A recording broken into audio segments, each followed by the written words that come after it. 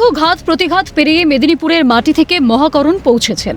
Brigade প্রাঙ্গণে মুখ্যমন্ত্রী হিসেবে শপথ নিয়েছেন। এরপর রাজ্যের বিভিন্ন কর্মসূচিতে ব্যস্ত হয়ে পড়েন।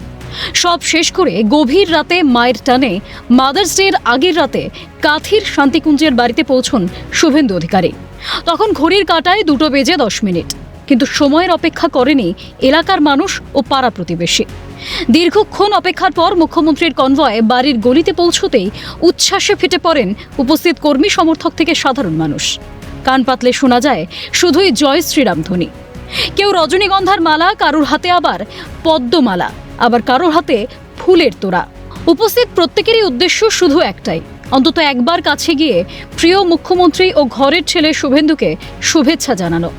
সব মিলিয়ে শনিবার গভীর রাতে এক উৎসবের আবহ তৈরি হয় কাঁথির শান্তিকুঞ্জ এলাকায়। তবে বাড়ি প্রবেশের মুখে সবাইকে শুভেচ্ছা ও অভিনন্দন জানান নয়া মুখ্যমন্ত্রী।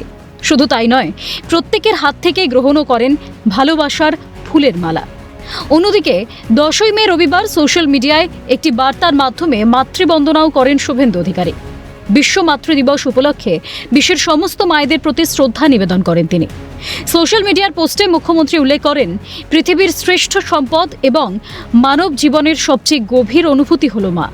রবিবার যখন বিশ্ব মাতৃ দিবসে মেতেছেন সকলেই, তখন মুখ্যমন্ত্রী শুভেন্দু অধিকারীর মা গায়ত্রী দেবীর কথা আলাদা করে বলতেই হয়।